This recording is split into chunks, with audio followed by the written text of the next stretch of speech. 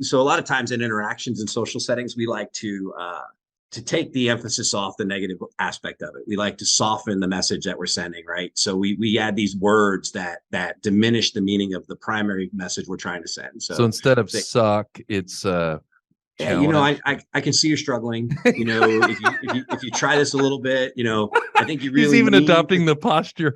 Yeah.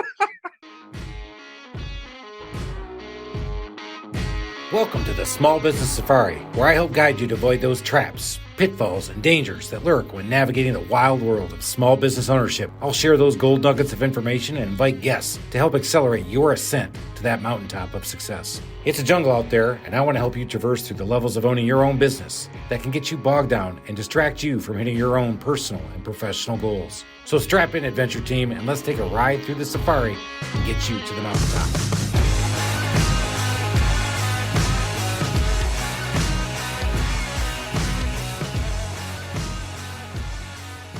Welcome back to the Small Business Safari. We are getting ready to lock in a load, because if you are topical listening to this, we got Hurricane Ian bearing down in Atlanta. Okay, not really, but it sounded better that way. We feel like we're more important than everybody else. Well, if you get just a little bit of wind and a little bit of rain, you're like, oh my God, Hurricane Ian got me. Might mess up my tea time. It definitely, well, it's messed up my ball game. They're talking about moving the Mets Braves game. The one that I have the tickets for. The division is on the line. I know, this is so key. I can't believe this. Oh, that's right. We got a podcast. Let's get back to it. That's right. Today we got David Raymond. Dave, do you go by Dave or David? Usually David. All right, David it is. How about David? No? You can do that too. Chris just went on yet another vacation to Barcelona, and so he's trying to put a little continental flair on things like your name. Thank you. Yeah. No, we have David Raymond here, and we're excited to talk because he has been in the franchising world for a long time. He's seen a lot. He's done a lot. I'm excited. He can obviously opine about a lot. Oh, nice word. You like that? You get a new book? I wrote that down. Good job. So I could put that in my next book, because the first book wasn't enough. David, thank you so much for coming, and cheers. Cheers. Yeah, cheers. And David is drinking with us. Today we're calling it Taco Tuesday from Monday Night Brewing. But David brought his own. Well, it's the name of the beer you said you had? M43. It's an India Pale Ale from New Orthodox. So I'm assuming I know it's a Virginia brewery. It's the first time I've had it. So coworker of mine got it for me for his 1 year anniversary. You're up in Charlottesville, and that's correct. I went on a college tour there this last year with my son, but my nephew's a UVA grad. My brother-in-law's a UVA grad. That is a great little town, and it's surrounded by these breweries and wineries. It's got a lot going on. Fun place to be. Absolutely. Great way to spend a Saturday afternoon. Yeah. Nice.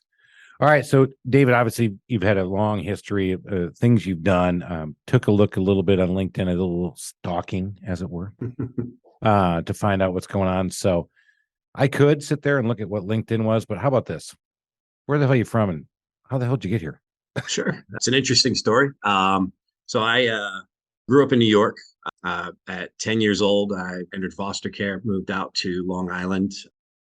So 10 years in the city, 10 years on Long Island.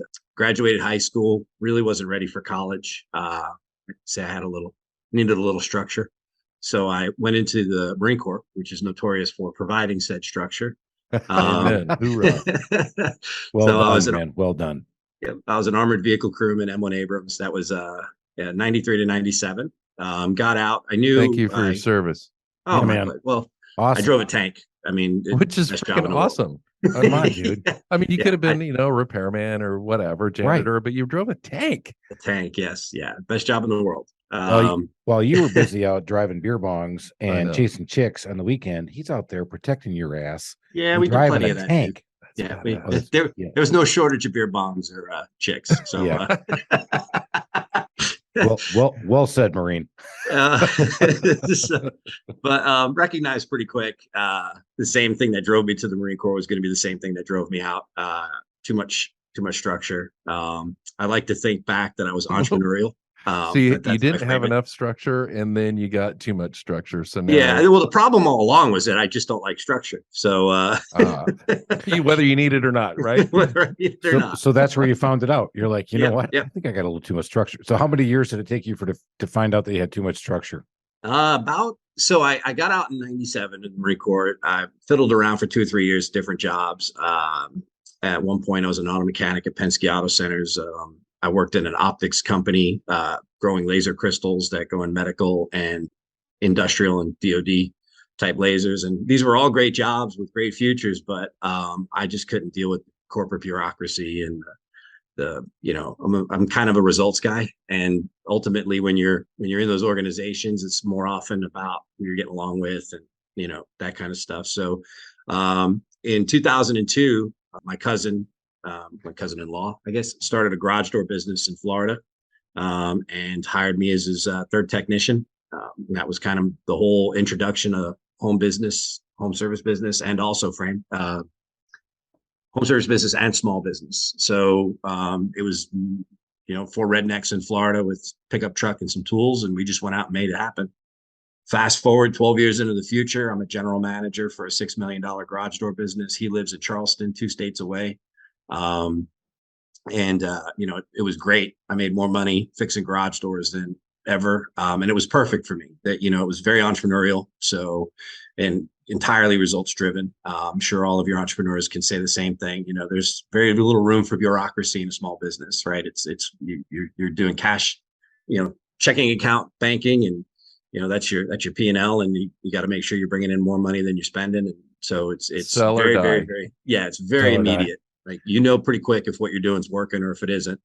Probably my most important question, going back to the days in Florida as you were starting up your garage door business, did you have a mullet? No, actually, for a while, I got to continued to rock.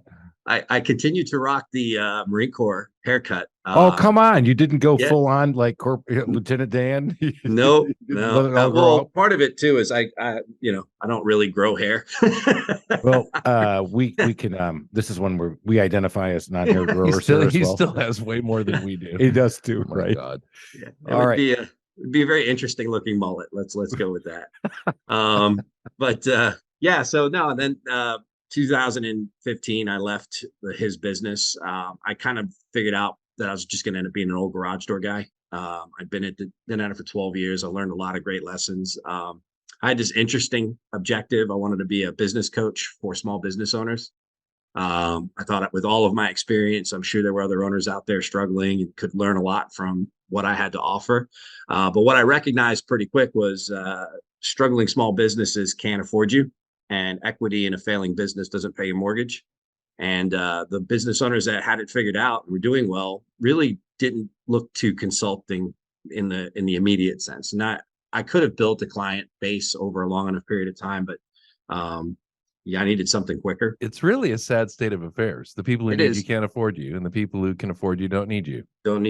And so during the search, I actually stumbled across franchise business consulting. So this is a role in franchising where some operator like me provides consulting to new franchise owners. So these are individuals that came from corporate America, rarely had any experience with small business ownership or management. And so they're learning how to operate their business from, the day they begin as a franchisee. So it immediately made my skills highly valuable. So it was a great opportunity. I took it. It was with a company called College Hunks Hauling Junk and Moving in Tampa. I really commend those guys, Nick and Omar. They took a flyer on me. I was just some redneck garage door guy with no college education. There's no rednecks in New York. Well, this was in Florida. He's in Florida, bro. He just adopted being a redneck, dude. Well, you crossed can't the state line. Yeah, you can't got spend a tramp 20 years in stamp and call Florida. yourself a tattoo or a Next most important question is, how big was the lift on your 4x4? So a little bit. I think it was a 4-inch on the last truck. Nice. And on my last truck, I kept it stock because you outgrow that. But the first 2 trucks I had in the industry, I went crazy with, just like every other contractor. Putting rims on it, putting stereo in it. It's like you forget it's a work truck. Nice. My third truck, I was like, no, this one's bare bones. It's gonna be, the WT model, 2-wheel drive, just needs to get my tools and supplies back and forth to the job. So, but yeah, I was 20 years in Florida. Will in the trades will convert just about anyone into. See, I got it down. I got Yeah. this down. I knew it. I didn't even ask if he did. I just knew he did. I just want to know how many inches was on the lift. I had that. It was not a yes or no. It was a how much question. Just how many. Yeah. Yeah. So college hunks. Let's. So you're out there. Look. Well, there's so much to unpack on that one. You're right. When I was a struggling business owner, as I was getting started, if you would have came to me and said, "You need some coaching," I'd be like, "Sure. How much?" And pick a number over $500 and it would have been too much. And you're right. We can't do it. And by the time you get to a spot where you can, you're like, well, I don't need you now. Yeah, kind of figured out. You ain't nothing. You don't got enough for me. What you doing for me? Right. So that's the hard part. And as we talk about that and evolve as business owners, you can't have that mindset. You've got to actually invest in yourself and your company. But it is the beauty of franchising because that's baked in. So it's baked in. Yeah. It has to be. Because the interesting thing about franchising that is very different, because I had to learn it both ways. I grew up in a small business. We didn't have, we leaned on other businesses like ours, but not exactly like ours. So I had buddies that were in contracting that did something other than garage doors. So like when we were going through the housing crisis in 07, 08, there was a window company we talked to. There was a pool company we talked to. I'm talking to other contractors to try to get a sense, what are you guys doing to cope? How are you going to make it through these headwinds? I couldn't call up another garage door company and go, hey, what are you guys doing? Are you going to increase your, pay-per-click? What's the answer here? So you end up creating the network. But the interesting thing about franchising is you have those owners that are alongside you that are running the exact same business model. They're not competitors, but they're encountering all the same challenges. And the franchisor has built a model that works. So if you think of like a small business owner growing and scaling their business, it's a much longer learning curve, and they're growing as they're learning. So they learn how to provide the service, right? So they go out and they do that until they can't grow anymore. And then they have to learn the next thing, which is, okay, now how do I market my business? And I'm gonna go ahead and learn how to do that. And then I am gonna grow. And now all of a sudden I have a new challenge where I have to learn how to scale. I need subordinate leadership. I have to create culture and accountability and responsibility. And oh my God, now I'm running a cash at too many salaries. So I got to learn how to manage my cash flows better. And for the first time in my life, I'm going to look at a P&L and go, oh my God, what is all this stuff in here, right? So you go through those things, and if you get it right over a period of time like we did, you grow, you become a large business in your community. In franchising, all that stuff's figured out. So the only constraint is you. Right. You're the only person holding the business back. The marketing plan's figured out, the ops plan's figured out, all your software is laid out, everything's there for you. You paid for it, you bought it. But you have to learn how to use all of that stuff. And it's like being fired out of a rocket. So when you're a franchisee, not only do you not have the luxury of that long, because your franchisee is the fees and the structure is somewhat corrosive to the learning. If you take too long to learn, you won't survive long enough to be successful. And so you have this like being shot out of a cannon. So you have to have coaches and consultants that can help you accelerate that learning curve, because you won't make it if it takes you the normal length of time to learn. And in a lot of cases, I tell my franchise owners, look, you don't need to understand, you just need to do it. Just do it. And pretend you're at church and I'm telling you, you got to live a sinless life. You don't need to understand why you can't do the things you do. I just need you to understand that if you do these things the way I prescribe it, you'll be successful. So that's kind of the. I think your New York and military background really probably come in handy in this role. Because I have a bit of a background in franchising. And what I do know is you've got people who are not used to being told what to do, who have the money to buy a franchise. Right. And then they say, yeah, I'll go ahead and operate within this defined box until they sign the documents. And then they want to take it in whatever direction was their area of expertise in the corporate world. And so it's your job to bat them back into the box. And the hardest part, again, these are successful people. Right. Like you don't get to this place in most cases by not stringing together a long career of good decision making and great experiences. And in many cases, that actually it's antithetical to what you're trying to accomplish. Oh, there's a big word. Actually, I didn't even know what that was. I was writing that word down. He said antithetical. It's they're trying to apply things they learned from corporate America to small business. Like I can't tell you how many times a new business owner, he's got 2 employees and he wants an employee handbook. I'm like, dude, go talk to him. Right. You don't need to play. You got Right. 2 guys. Go out there and talk to them. Yeah, here's your handbook. Yeah, go tell them, hey, What do you need dude, a don't handbook? do that anymore. Yeah, When you get a site policy if one of them comes in late, like you got 2 guys. You got to make it work. Like, Yeah. I love that. Hey, what's our policy on guys who show up late? We say, well, not right now. We say, hey, get in here as fast as you can. But back in the day, it'd be like, you're gone. yeah. Yeah, Yep. that's my policy. Show up or You don't get paid. So New there's a policy. lot of that. And All right, so you yeah, went do to that. college hunks. Big change for you. You talked to these guys. I know a little bit about I actually know quite a bit about the group just because of the guys I know locally. I know great owners. And you said shout out to them already. You go there and you started working with them on what capacity and doing what? So just as a franchise business consultant, that was the title of the role.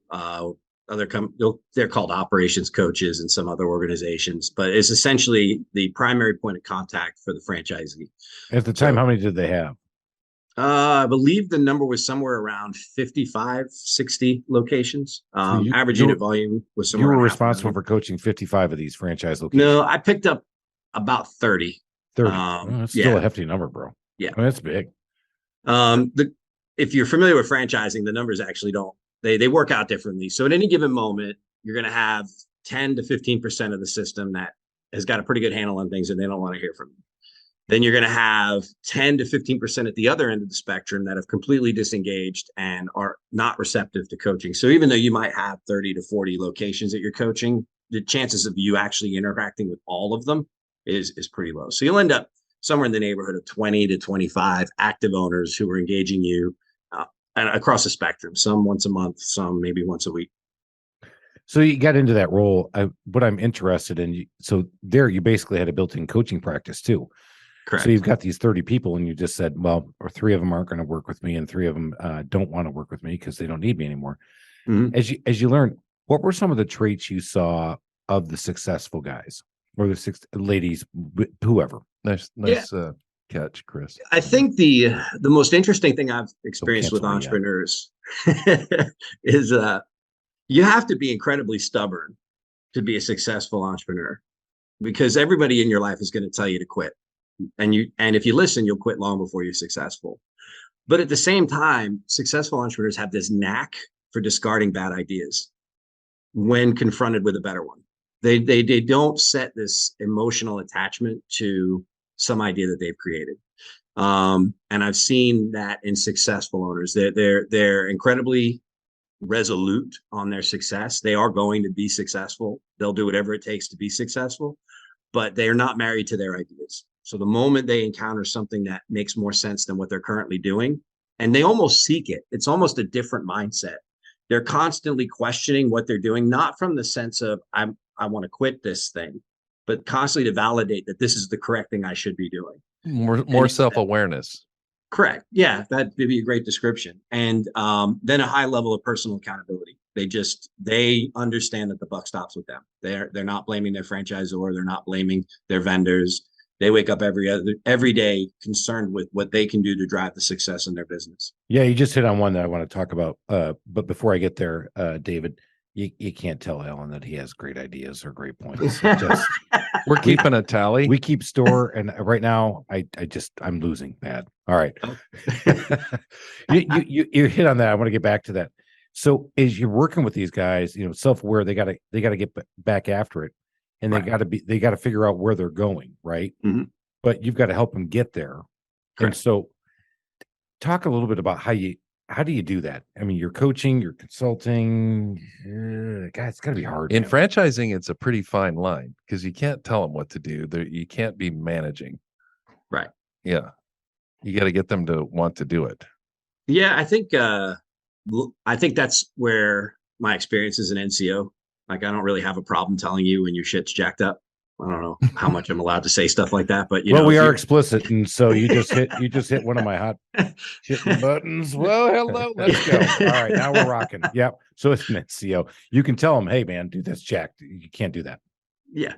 I mean, you point out where they're failing, and the one thing I've learned is to take out so a lot of times in interactions in social settings, we like to to take the emphasis off the negative aspect of it. We like to soften the message that we're sending, right? So we add these words that diminish the meaning of the primary message we're trying to send. So instead of suck, it's yeah, you know, I can see you're struggling. You know, if you try this a little bit, you know, I think you really he's even adopting the posture.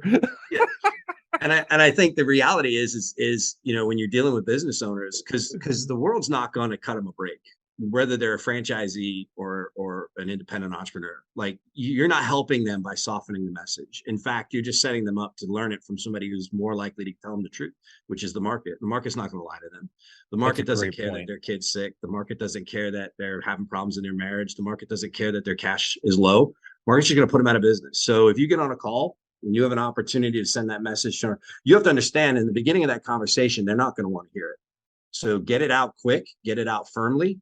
Once you get it out, don't let them talk you out of it, because that's going to be they're going to come back at you and try to defend what they're doing and validate what they're doing. And you have to be firm and resolute and say, oh, you keep doing what you're doing, you're just going to go out of business. And you might not like that message. You might not like hearing it from me. And I have been fired as a coach. I've had franchisees go to leadership and ask for a different coach because of my style. But at the end of the day, because you're honest. Yeah, that's the way to put it. Well, yeah, and we passed over it pretty quickly, but you said something that I think is one of the best gold nuggets we've heard in a year, which is successful people don't look for people to blame, and they don't make excuses. They just identify the problem and tackle it. And man, I in my experience in small business and in franchising, you just run into these people that can't get out of their own way because they're just trying to find who's to blame for my failure. And it's 100% you. You. And sadly, and this is, you know, I hope I don't hurt the feelings of some of friends that I know come from corporate backgrounds. That's what corporations teach people. You deflect blame. You can't accept blame in a corporate job because you're going to get fired. You're going to stand in front of your leadership and say, yeah, that one's on me. Right. So you almost get it as a learned experience where you're always trying to position yourself in a place where it's not your fault. And you can act like you're taking responsibility, but not really. Like you say, well, marketing fell short, but I'll own it. Right. You didn't really own it. You just dumped it all on marketing and caveated with, but I'll take care of it. And I think that's, yeah. And, well, I can't wait to tell you this because your military background, but it's the exact opposite of I went to a speech with Norman Schwarzkopf. And he was talking about success and leadership. And next thing you know, I'm scrambling for a piece of paper and I'm in the audience. And one of the things he said that just always stuck with me is a great leader accepts the criticism and deflects the praise. Yep. And I'm like, man, here's the guy who just led, the best invasion we've ever launched. Mm-hmm. But let's go back on the other side. He is actually going back to my. So I put this in my book. Oh, you have a book, Chris? Thank you. We haven't talked about that in what? I know. An hour? At least 30 minutes. I'm way sorry. too long. So the book. That's why you have me here. Yeah. But that's one of the reasons I made the leap. I looked at what I was doing. I had that job in the corner office, 400 people working for me. And I started looking. I had literally had 40 hours of meetings in a week, 40 hours of just meetings. Just meetings. And so I printed out that week and I started coding them. And I coded them as I'm either getting status or giving status, or I'm covering my ass or covering my company, my group's ass. Mm-hmm. And that's all I would do. You're right. And if I ever sat up and went, and trust me, we had a corporate psychologist and I was on his couch at least 3 times because I was that guy. I was like, you're right. That's my group's fault. I'll take a hit and I'll do it. And you're like, other people would say, you can't say that. I'm like, no. I know. You're right. No. I'm going to get fired.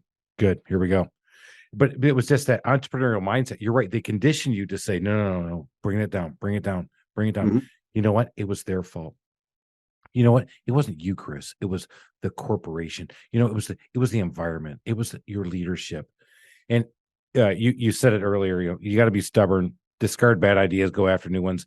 I would say we're always problem solvers as entrepreneurs. Yeah. And one thing I learned about myself too is in corporate America, we're learned to be pessimistic, or I'm a realist. I just try to. But really, I found that I was optimistic because I didn't have the franchise network. I went out there and blew it out on my own. And people have asked me, how many times have you ever thought about just shutting it down. I said, "Oh, 3 times. Oh yeah, I'll tell you all about them." and one of them was really flipping recent, bro. 14 Yeah, no, years into it. I wake up some days, like I said, I'm the chief operating officer of Premium Service Brands, but I took on the Prolift in Charlottesville because I hate myself. And Masochist. You're right. That reminds me of like Angels and Demons. That guy who was like tightening the silicia on his leg, to make him. He goes, yeah. I got back into it because I hate myself. I'm like, yeah, obviously you do. All right, David, continue. We're gonna help you with therapy. But I have that thought like every now and again. I'll get on with like a prospective franchise somebody who's thinking about becoming a franchisee, and they'll ask me, "Would you do it again?" I'm like, I don't know. Ask me if you ask me on Saturday, yeah, probably. But like day of the week, it's gonna vary. Somebody quits unexpected. I got some customer who thinks I owe them something when I don't. A vendor sends me a box of Bibles instead of bottom seal for the garage door. Like those things happen. You can't explain them. You're just like, why? You don't even sell Bibles. Like, why? What? So Bibles don't stop water coming into your garage. No. There you go. I mean, you can try them. I'm going to hell. Yeah, you are. Hell. Oh my God. I don't know. I guess maybe that's where the faith part kicks in. But oh, dog, that's awesome. I can just only see David right now. What the is going on here? Exactly. Bibles? It was my tech. My tech goes up to the shop. I'm like, hey, that special order bottom seal's in. And he gets up there and he's like, there's no bottom seal here, but there's some Bibles. I'm like, are they trying to tell us we should pray for the bottom seal? Like, I know the supply chain's a bit dicey right now, but I think resorting to prayer is not. Oh, ye of little faith, David. Right? Put your faith in him and he will provide. No, not when you're a business owner, bro, because either you're going to listen to this truth or the market's going to tell you the truth. That's the thing I took away as the big nugget, because that's the great one. Because if you showed up at your customer's house and said, so good news, we're going to pray for me. Bad news is I don't have your garage seal, but I'm going to give you this free Bible and we're going to read out this passage. I mean, how quickly would that customer just take that Bible and just start beating you with it? With me, probably pretty quick. Pretty quick. Yeah, I'm good. Well, I'm certainly not going to get a 5-star review. I can assure you that. which is going to heaven when we get 5-star reviews. Oh yeah, no, nothing better than when that thing comes across. You're like, oh my God, yes, another one. I did, yeah, right. How jacked up do you get? We're like, oh my God, let's go. I only get half as happy when I get a 5-star as angry I get when I get a 1-star. Bingo. And you get that one. And there's no such thing. What happened to 5? We all grew up and we all went to school. There are numbers between 1 and 5. Oh yeah. 2, there is absolutely 3. Say them with me. 4. 4. Right? Yeah. But nobody finds those. Mm-mm. 1 star. Well, I called them and they didn't call me back until I had to call them back in the morning. Okay, you called after hours. And then they had the nerve to tell me they don't service my area. 1-star review. I'm like, you know what? This guy might service that area because I'm coming down and I'm going to service that house right now. I will tell you, the one that kills me is when they list the 6 things you did great. The tech was professional, on time, I felt no pressure to go at the work, but the price was more than I expected. 1 star. Like you just described an absolutely stellar customer service experience. You just didn't like the price to the value, which is fine. If you go to Ruth's Chris and you order a steak, you may be a little shocked to find out what it costs, right? But it's at least 4 stars, right? Yeah. I mean, 4, right? 3. There's other numbers. There are other numbers. There's not. It's not just 1 5. Just 1 5. I can tell you, I will probably have you could probably insult my kids, and I'd have less of a reaction than if you sent me a 1-star review. It's like one of the worst feelings. I will get so angry that I have to turn things off so I don't respond immediately, so I can bring that temperature back down. Good job, David. I've done the same thing. Yeah, I'm talking grabbing the earlobes. I'm woosah. I'm doing everything I've got, brother, and then I'll sit there all night going, I'm going to say this. You know what? I'm going to go find them. You know what? I'm going to kill their unborn children. What? Whoa, where are you going? It's 2:00 in the morning. I'm deep and dark, bro. No, the darkness will come out quickly. See, I think it's good that you got a box of Bibles. Maybe you need one, Chris. I do need one. So then I wake up. I definitely needed the whole box.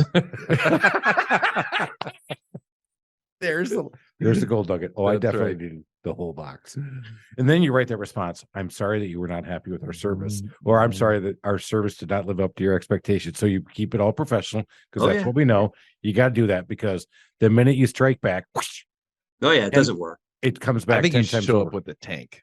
Are you sure that was a one-star review? So I'm driving over in my vehicle. I have a tank. It's lifted 2 inches. That's right. I'm a redneck tanker. So I'm a redneck tanker with my bullet. Are you sure about that 1 star? You want to run that one again? Let's talk about the value of this job. Hi, David. Help me understand. I think it was at least 4 star. Are you sure about 4 star? Okay, I think 5. Oh yeah, no. Luckily, I got a lot of that out of my system back when we were on phone books, and the only place they could complain was a Better Business Bureau. Life was so much better back then. Isn't that fun now when somebody says, "I'm going to do the Better Business Bureau"? Go ahead. Yeah, knock yourself out. Yeah, nobody's looking. Just don't go anywhere else, or they won't investigate your claim. Yeah. I gotta go completely off topic. Back to the tanks. How much fun is it to pull the trigger and blow something up from a tank? I will. So, and I don't know. There may be a difference of opinion. The most fun weapon on the tank is a 50 cal. Oh, that is the gun of everybody wants to shoot the 50. Now, the main gun going off is amazing. The struggle with the Abrams is the armor is so thick on the front that you really don't hear your gun going off. The tank next to you will shake you and rattle your fillings, but you shooting your gun, you just hear the cannon cycle. You don't really get the report. You just don't get the satisfaction. No, it's not. But you go up through the hatch and then you're on the 50 cal and just hosing something down. That's got to be awesome. Yeah, that's a good. It shakes the tank. Sounds great. It's just, and it's a good rhythm. It's a dugga dugga dugga dugga dugga. So it's got like it's just really really crisp. You may not be learning a thing about business, but we've learned a lot about business. But I am absolutely using this line, because forget Market's going to tell you the truth. I'm using dugga dugga dugga dugga dugga. Oh yeah, it's got a very very appealing. Somebody would make a song about it and just have that beat in the background. Oh, I'm sure Chris will be TikToking it later. I will be. I love the dugga dugga dugga.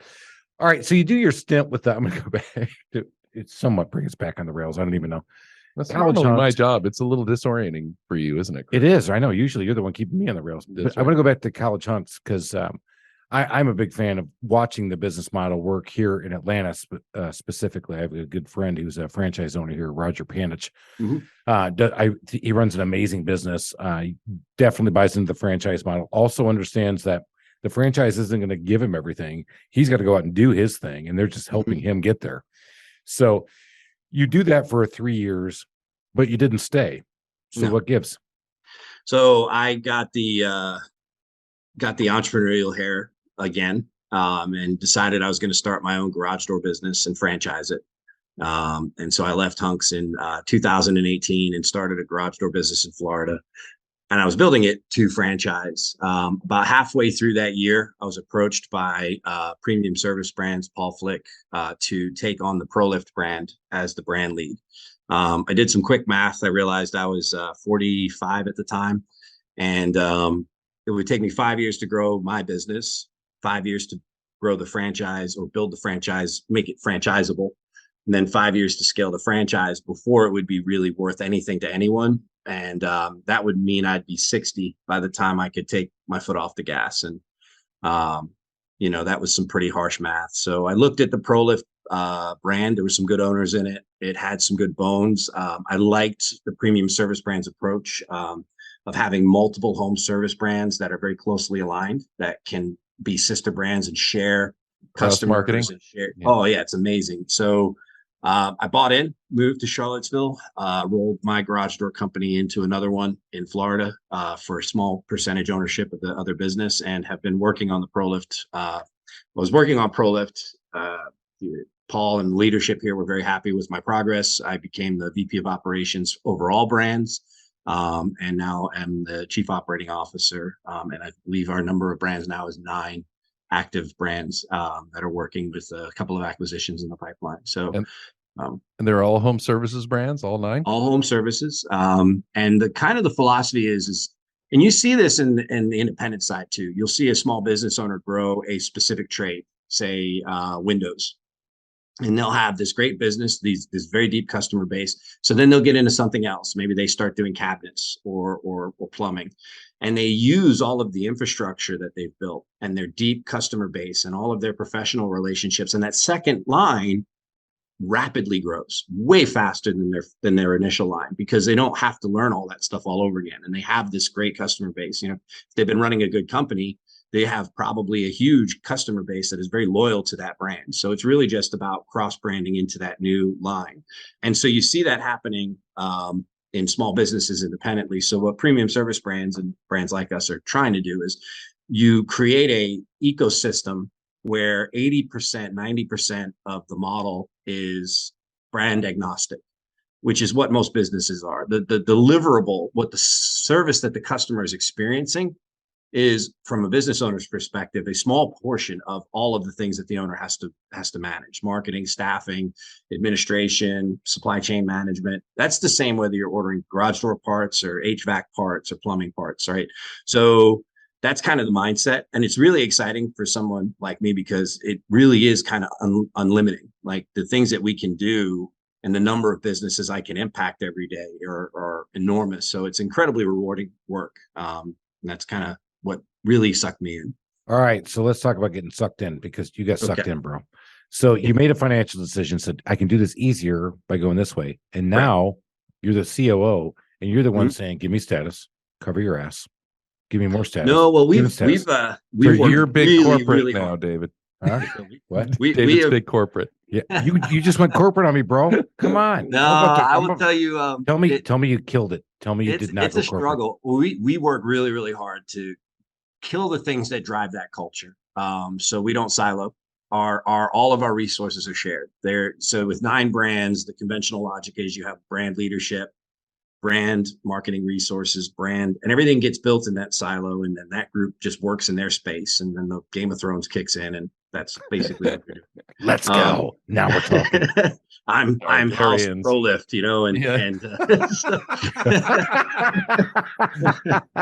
I'm bringing my dragon. I don't have a dragon. Shit, I'm a garage door guy. Who has a dragon? Anybody have a dragon? To the wall, Chris. Yeah. So you work really hard to tear those walls down. And then the second thing you do is you make everybody cross dependent. So it's not just you can't be successful alone. I have this and I'm kind of known for it in my organization. I just throw projects. I walk in a room with a bomb, I hand it to somebody, and I say good luck, and I walk out of the room. And like, you don't have the tools to disarm that thing yourself. You're going to have to go connect with other people in the organization. So there is no way for anyone in our organization to be independently successful. So if you try, you quickly isolate yourself, you lack the resources you need to be successful, and then you fail. We don't lead top down. In fact, I don't give a whole lot of direction ever. Business challenges are assigned to people, and they advocate, they corral resources, organize their own project. And what's interesting is they have to, if you can imagine yourself in this role, you have this project you're trying to get done, and you're in my organization, you will come to me and say, I need more help. And I'm going to look at you and say, well, what do you need? You'll tell me. I say, okay, well, go ask that person for it. And they'll say, well, why don't you go tell them to give it to me? I'll be, because I don't know what they're working on. Maybe it's more valuable for their project. So go ask them if you can have it. And if they say no, we'll have a meeting, we'll talk about it. We'll see what it takes to divvy up. But you basically end up creating strong relationships throughout the network, throughout the organization, because you want people to want to help you. And and in order to do that, guess what you have to do? You have to help them. So you end up, it's a bit chaotic.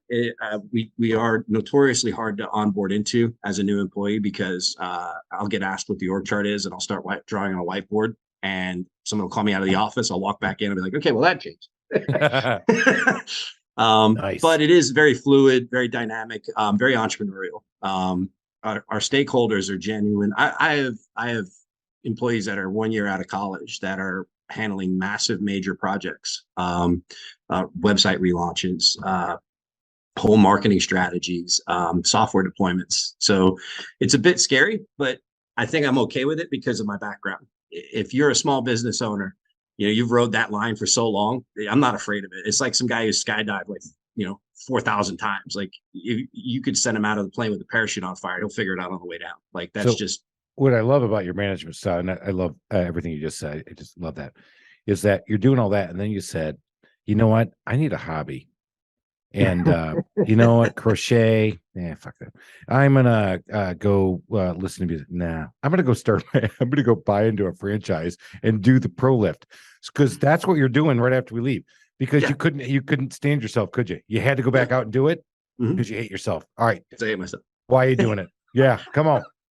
No, I think the reason is that the leadership style I have. I'm going to do the same thing in that organization that I'm doing in the corporate side. I have 4 wonderful technicians that take incredible ownership over their schedule. They're highly collaborative. So in a lot of organizations like this, a service organization, the techs will end up competing. My guys are 100% commission. They are 20% of anything they sell and install. So they tend to be very territorial. But our culture is so strong that they give each other work. If one tech sees the other tech is slow that day, he'll shoot a job over. Say, hey, I got 3 jobs on. I'm probably going to get home late anyway. Why don't you take this job? They'll call each other for help. And it's interesting that you can build this highly competitive, but also highly collaborative organization but there's no sense that their success is coming at the expense of their colleagues. They're not stealing that success from the other tech. If we're stealing it from anybody, we're taking it from the competition. That's who we're going to go out and take it. How do you instill that culture? I mean, that's a gift. Yeah. I go back again. I'll point to it in the Marine Corps. That's how it is.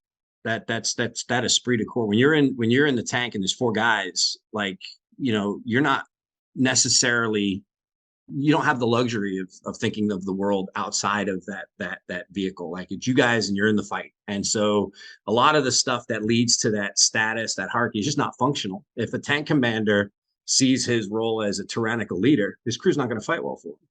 If a driver is just not conforming or not doing a great job, that's the other crewmen are going to step in and make that driver's life a living hell on that tank. So I think you get there by instilling it. And I also think, and this, you guys will know this because this has been tread on pretty heavily. It's culture. It's who you hire, who you bring into the organization, the values you instill in them, and what they believe they're getting out of the organization. So if you create a transactional workplace where they work because you pay them, and if they stop working, you stop paying them, then you have a transactional, everything's toxic, everything's transactional. I'm not coming in on Saturday unless you pay me more. But if you show them that this is not transactional, I'll give an example. I had a technician in Florida when I started Durability, and I hired him from a Marine Corps buddy of mine. I was a wrestling coach. I reached out, I said, hey, look, my business is growing. I need a solid tech. I can train him, but I got to have somebody with integrity, character, value. Do you have any kids that are super good but aren't able to go to college? And he had a young man who came from a family that, was maybe not as economically well off as others and couldn't afford to go to, he was finished 5th in the state for wrestling, but he's getting scholarship offers, but he couldn't go away to school. So he's going to stay in town. So I met him up, great kid, great values, great integrity, because you have to have those things to be good at wrestling, and brought him into the organization. And he was going to school at the local community college. And I told him, I said, if your grades slip, I'm going to fire you. If you drop out of school, I'm going to fire you. And I made his college conditional on his employment. That doesn't do a lot for me in the short term because I need him on service jobs. I need him going out and taking care of his. But it meant something to him that I cared about him enough as a human to do that. So now when he looks at the business, he sees me and he cares about me in the same way. He cares about me and my business. He knows that I'm not some faraway person on a distant island somewhere just enjoying the fruits of his labor. I'm somebody there with him. I understand what he's going through. And I kind of do the same thing in all the organizations is, let people know that they matter. They're not just a number. It's the same reason why we got into small business, is because we felt like a cog in the machine and we didn't like that. We wanted to get away from that. It just surprises me how many people flee that and immediately rebuild it. Yeah. See, to use a Bible reference. Amen. Yep. Just go out and start it all over again. It's the golden rule, Chris. Yeah. But take care of people. Yeah. Do unto others as you would have them do unto you. Do you not? Come on. Did you not 12 years ever of Catholic listen? Education? That's all I ever? got. Once? God, I blew it. No, we're doing great. All right, let's get back to this. So I want big thing about culture for me is that you have culture in your company, whether you have it or you have culture, whether you know it or not. And you have to really identify where your culture is coming from. But it all starts with people. And that's the hard part, because when you get into it, especially when you're first starting, you realize, oh, it's people. But you know what? It's also cash flow, and it's also sales, and it's Oh, yeah. also, man, what's going to happen tomorrow? And the next day, we wake up, we solve problems, and then you go back to it's people. So you're in your position now, and you're working at the COO level. How are you changing your mantra with with the franchise teams that you're working with? Tell me how you went from small business, you bring in that, but have you changed some things as you got to that level? Because I found that too, as I scaled my business as a handyman remodeler. At this point now, I got 32 employees. I had to change my methodology at 6, at 10, at 15, and definitely different now at 32 on how I do it. I don't want to lose where I came from, and I don't want to lose my culture, but talk a little bit about how you've scaled and got, the position you are now and how you change. Yeah, I think in that there's a great book called Teaming by Amy Edmondson. She's an author and a professor at Harvard Business School. And she talks about the different types of business challenges or business configurations. So you have highly creative and adaptive and dynamic work that needs to happen. These typically tend to be projects or challenges that are not permanent aspects of the business. So you're going to cobble together a team, you're going to solve that problem, you're going to move on to the next thing. And then there are parts of your business that are what are considered production, where it's basically it's somewhat repetitive. It's not entirely, I mean, we're in home services. It's always something crazy going on, but the job is predictable. It's repetitive. It's going to go on for a long period of time. And you tend to create stable teams around those activities. Now, you can do that in a couple of ways. You can have crews that are really just permanently in that space, and then a separate group of humans that operate in that highly dynamic. And I think at a large enough scale, you almost have to. In a small business, I'd say anything less than 100 employees, you want to hire people who can operate in both spaces, that gravitate towards one or the other. But you're recognizing that some people are going to do well in that dynamic space, so you pull on them more often to work on those projects. And some people are going to be a little bit more formal. They want a more structured workplace. And I think as a leader, either you or someone on your team has to be able to understand that distinction in the person that you're working with. And it's not binary. People are all over the place on the spectrum. The more somebody leans into structure, the more, and I would say they're more of a conservative type. Their nature tends to lean towards the right side of the political spectrum. They tend to be, they have routines. They go to the same place for breakfast every morning. Those you want to push more into the production side of your business. So where they're going to go to their strength. They're going to build consistent operations. They're going to hold accountability. They're going to be, compliance officers for the most part. But you also have to recognize the people that struggle in that space and gravitate them towards projects and things that are highly engaging and dynamic and changing. And I think if you can do that, you can maintain the culture and scale. And I think you see this even in super, like Google does something similar, where they recognize that there are different types of people for different types of roles and things of that nature. So I think you can do that. And a small business, certainly like anything under 100 employees, it's not as hard, because if you have 50, 55, 60 employees, that's going to seem like a lot. But if you're kind of following this, you're going to start learning who those people are and be able to interact with them the way they want to be interacted with. And that will filter down. And again, if you're doing the recruiting and staffing right, your subordinate leadership should mirror a lot of your characteristics and traits. Yeah, that's a good point. Do you guys use a tool to evaluate people? For example, here at the Trusted Toolbox, I have everybody goes through the disc profile, so I can see kind of where they're sitting. Not a great hiring predicting tool, as we've talked about in the past, but it's very good for me in management style and communication style. Do you guys use a tool like that? We've played with them. I'm going to tell you it's not the best answer, but I'm not afraid of turnover in the right positions. I think you really can't get to know if somebody's going to be a culture fit until they're in your culture. And, you hear this mantra, hire slow, fire fast. I hire fast, fire fast. Like I can tell most of the leaders, most of the groups within a couple weeks to a month will get a pretty good sense if somebody's going to be a good culture fit or not. We may move people around in the organization. And I think that's when I made the joke about the org chart. I think once you start building org charts, you restrict that. I find that if you bring a great person into the organization and you bring them in for a role that maybe isn't the perfect fit, if they're great, they'll either migrate that role or modify that role into something they are great at, or they'll move into a different position in the company. You'll recognize that their skills are there. Yeah, the and Jim Collins concept of get the right people in and then put them in the right seat. Right. Yeah. And I think you see that like in small businesses, it happens natively. And then we think, oh, I'm scaling, so let me stop doing that. Now I'm going to have a GM with a job description and responsibilities. And I think we bring that constraint in as owners long before we actually need it.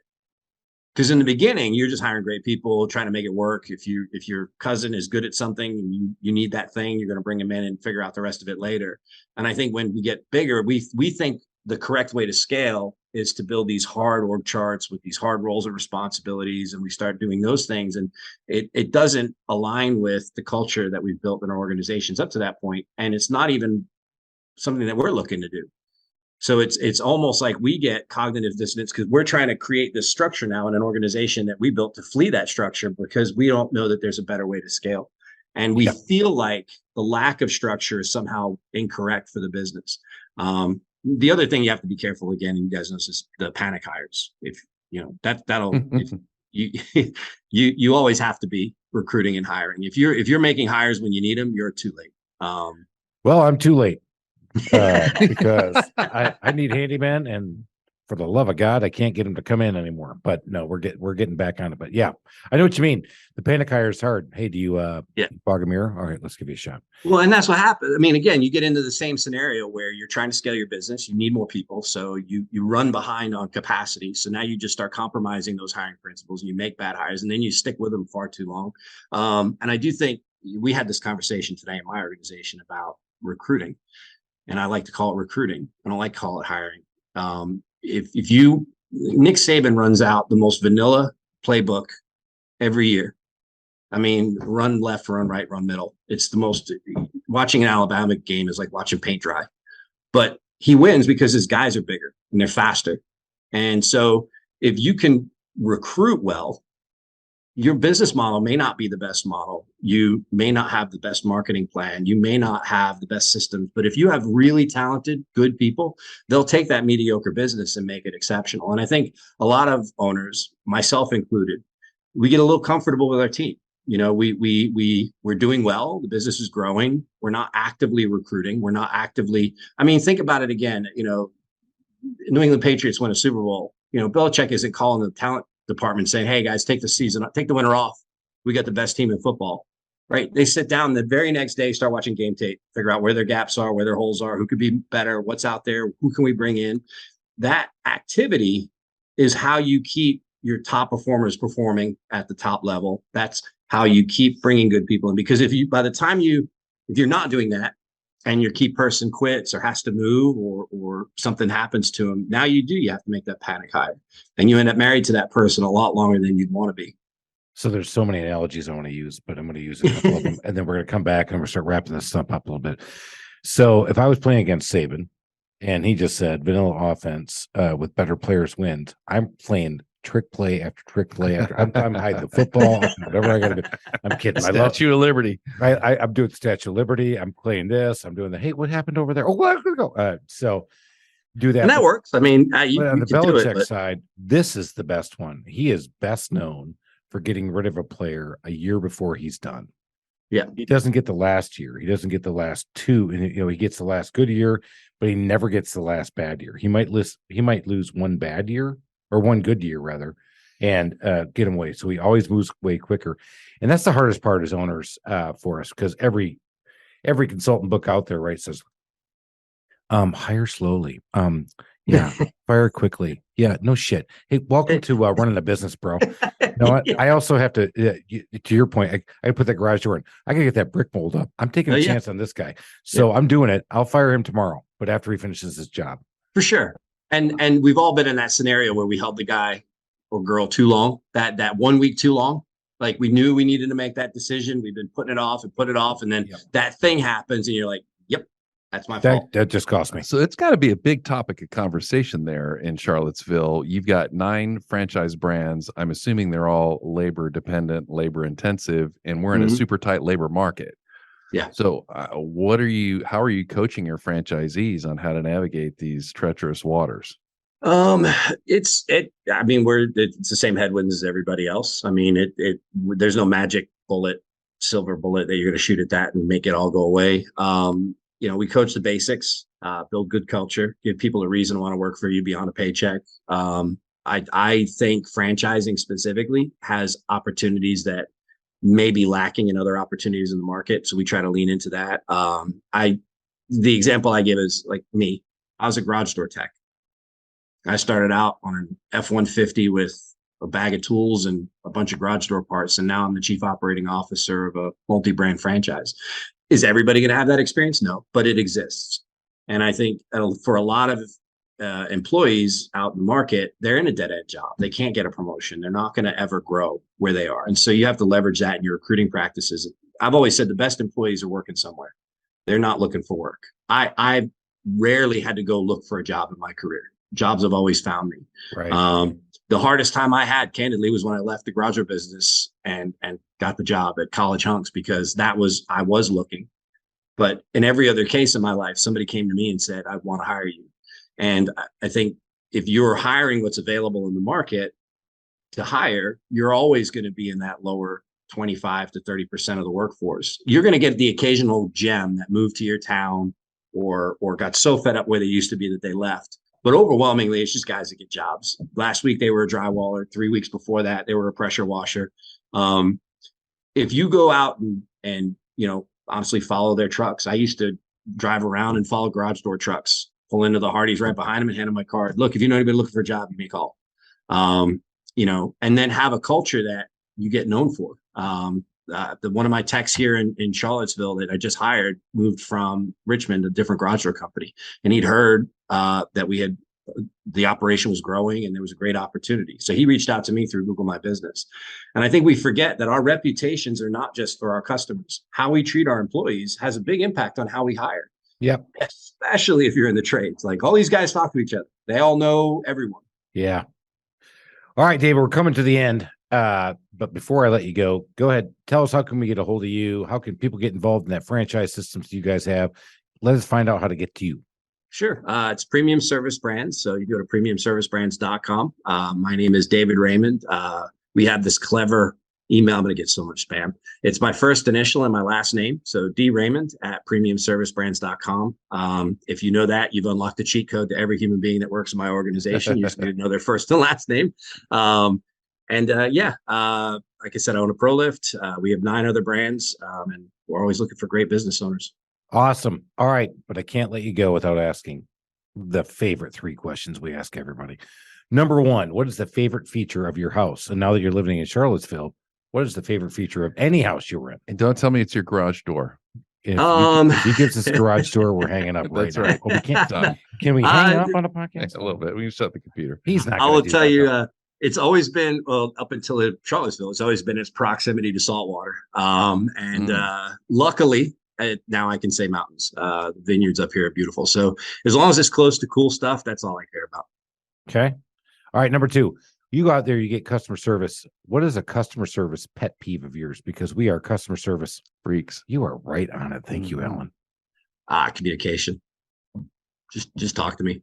Call me. Tell me call me when I book the appointment. Call me when you're coming my way. Call me when you're sending me a receipt or an invoice. Call me. Just call me. Even if I don't pick up, just call me. Text me. You know what I'm finding right now is that don't call me. Just text me. If you text me, either way. Yeah, I just used this the other day, and we're going back and working on this. He is 88 years old. We're working on this guy's house. 3 years ago, my sales guy says, "Hey, we're running early for a sales appointment." I'm like, "Yeah, I'll call him." He goes, "Well, why don't you text him?" I said, "Because he's 85, 80, at the time." He goes, "All right." So I text my 85-year-old customer, "Coming early. Are you available?" I get back, NP. Wow. I'm like, and so my dumbass goes, he's got some grandkids. He goes, "No problem." Exactly I'm right. like, oh, okay. So yeah. So call and text. Love that way one. Cooler than you. Just communicate. Yeah, I know exactly. He is way cooler than me, by the way, too. All right, number 3. Give us a DIY nightmare story.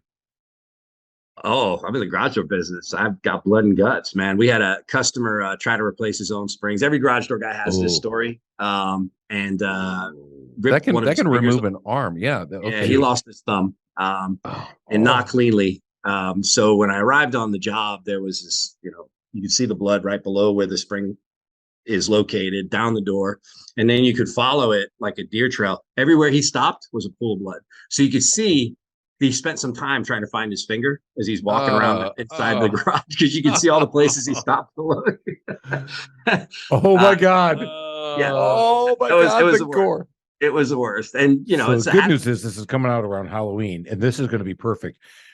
So what are you going for Halloween? I'm going to go for a guy who tried to change his own garage door spring.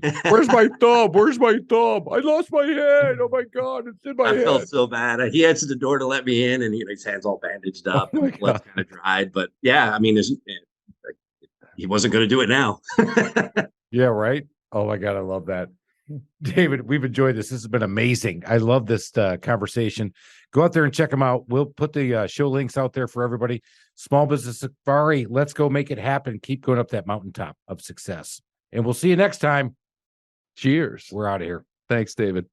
Thanks, gentlemen.